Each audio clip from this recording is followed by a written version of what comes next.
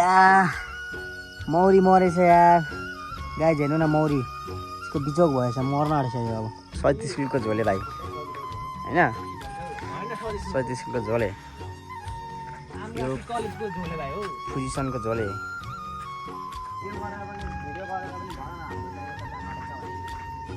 आमो दाइ यता जानु हुँदैछ अब दर्शकबिनहरू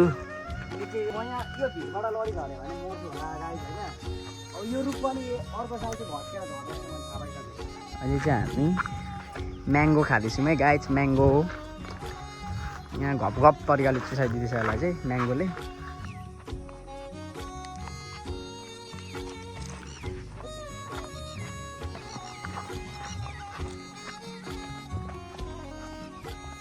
चाँदी हो कस्तो मजाले टल्यो हेलो सेवा सामुना वेलकम ब्याक फेरि आयो समीर राई युट्युब च्यानल मैले चाहिँ धेरै वर्षमा भिडियो लिएर आइसकेको छु फेरि समीर राई युट्युब च्यानलमा आज उपस्थिति हुन पाइरहेको छु होइन अनि चाहिँ धेरै दिनमा भ्लग लिएर आइसकेको छु मैले अनि आज चाहिँ किन भ्लग लिएको छु भने हाम्रो जङ्गलमा आइरहेको छौँ हामी जङ्गलमा यसो घुम्नुको लागि मनोरञ्जन गर्दै च्याउसाउ खोज्दै च्याउ पनि खोज्न आएको छौँ च्याउ पनि भेटिरहेको छौँ अनि केटाहरू चाहिँ उहाँ पर बसिरहेछ होइन यता अनि म चाहिँ यता भिडियो बनाउँदै आएको छु अनि अहिले चाहिँ यस्तो गर्मी भइरहेछ क्या गर्मी पनि भइरहेछ घरमा के बसिराख्नु भनेर यसो च्याउसाउ खोज्न आएको छौँ चट्ट पारामा खोला अहिले चाहिँ हामी यहाँ खाजा खानु झरेको थियौँ खोलामा खाजासाजा खायौँ खाजासाजा खाएर हामी अब फेरि हाम्रो गन्तव्यतिर जाने पर्नेछ फेरि अनि उता जानुपर्ने छ यता घरतिर ला मौरी मरेछ यार गाई हेर्नु न मौरी यसको बिचोक भएछ मर्न आँटेछ यो अब फिक्स मर्छ गाई यो मौरी अनि यहाँदेखि बगरै बगर जानुपर्छ हामी चाहिँ यस्तो यो बगरै बगर होइन गाई अनि सट्ट पारामा हामी यो बाटो झर्नुपर्छ अनि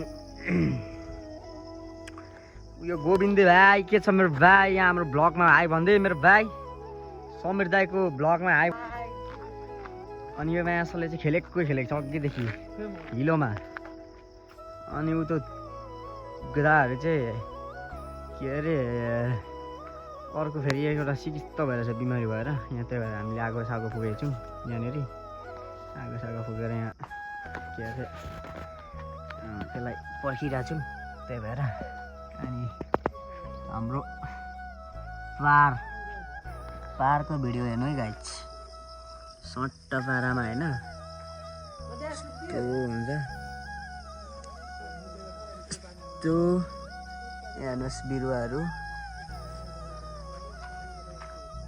हम्मामा बोइ घाम लाग्यो त हौ फेरि पनि यार मिठो घाम लाग्यो त यार लास्ट गर्मी हुनु पर्यो फेरि जाउँ न केटा लु भएन यो हाम्रो पहिला 37 किलोको झोले भाइ होइन 37 किलोको झोले यो पोजिसनको झोले यहाँ हामीले आगो सागो फुकेको आगो फुकेर यस्तो भइसक्यो यार मरि पनि सकेछ आगो सब खरानीबाट अब यहाँ हामी जङ्गलमा यहाँ बस्नु पऱ्यो उहाँ चाहिँ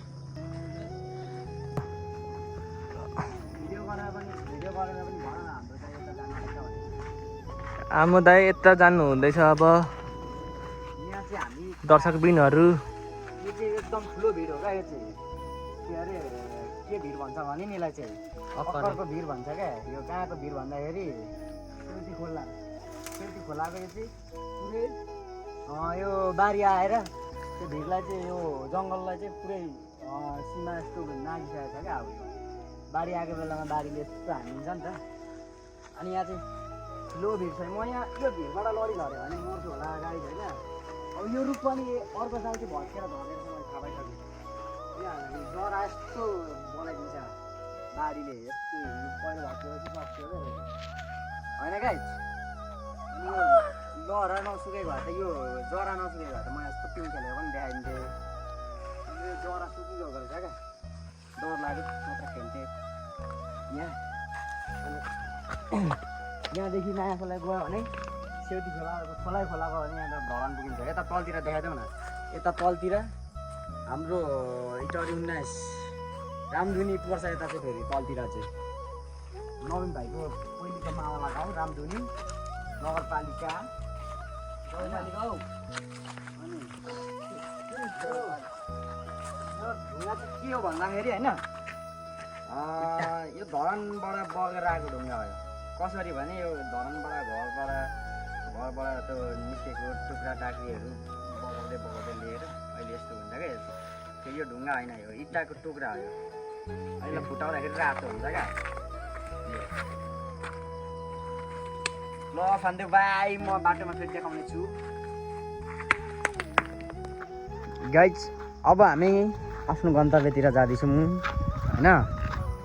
अहिले चाहिँ हामी म्याङ्गो खाँदैछौँ है गाइज। म्याङ्गो यहाँ घप घप तरिकाले चुसाइदिँदैछ यसलाई चाहिँ म्याङ्गोले। अनि यस्तो हुन्छ क्या भिड चाहिँ, भिड पाखा भन्ने चिजहरू चाहिँ केटाहरू जाँदैछ मस्त।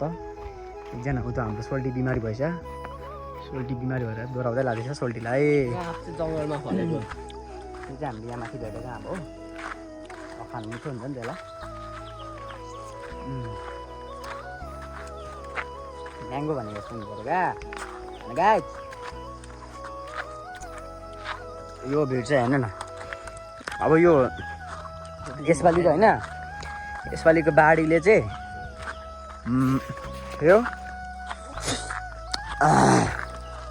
यो फिक्स के हुन्छ भने नि, अब यस्तो दिन आउँछ क्या यो बाढी। सट्ट यो तरिकाले आएपछि पेलेर आएछ नि त माथिबाट, पेलेर आएपछि यस्तो पारामा जान्छ क्या। ठक्क यो पारामा गएपछि त नि भत्किहाल्यो नि। अनि यो भत्किएपछि त गिद्धै हुन्छ, जङ्गल पनि भत्किँदै जान्छ। यहाँ यसरी यत्रो खाल्टी भइरहेछ, यसरी पनि हुन्छ। समुद्रको जस्तै अझै छालायो भने त बब्बल हुन्छ झन्।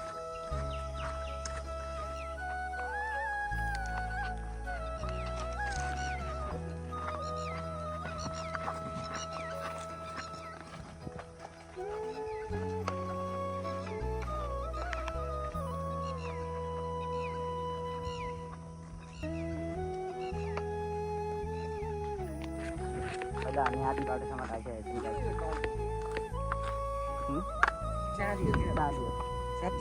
चाँदी हो यी, कस्तो मजाले टल्यो।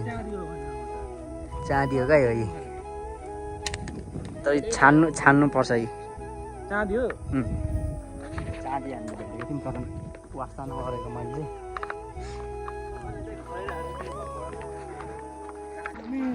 अहिले चाहिँ गाइज हामी आधी बाटोमा आइसकेको छौँ है। हिँड्दै आइसकेको छौँ। अब लगभग होइन, कति 1-2 किलोमिटर होला घर आइपुग्नु।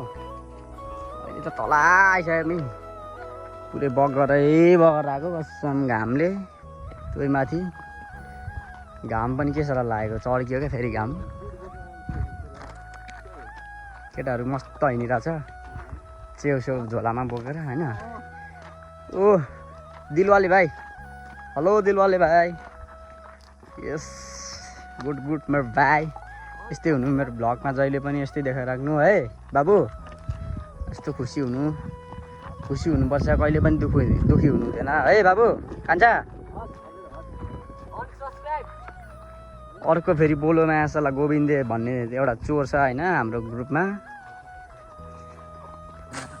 सो गाइज अहिले चाहिँ हामी हाम्रै जङ्गलको एरियामा आइसकेको छौँ होइन।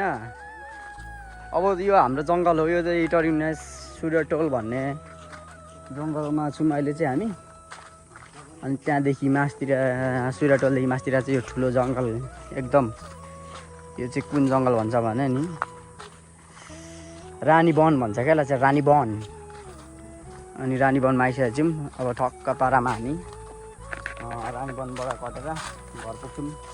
त्यहाँदेखि 2 थाल भात खान्छौँ अनि नुहाउँछौँ अनि मस्तले सुत्ने हो आज चाहिँ गाइज होइन। भ्लग गर्दै सुत्ने हो टक्कसँगले। यो भ्लग आज आइहाल्छ गाइज होइन। अहिले भएर हेरिदिनु होला मिठो पारामा। ल अब अहिलेलाई मैले यो जङ्गलमै इन्ड गरिदिएको अब जङ्गलको भग जङ्गलमै इन्ड हुन्छ है गाइस हजुरहरूलाई धन्यवाद।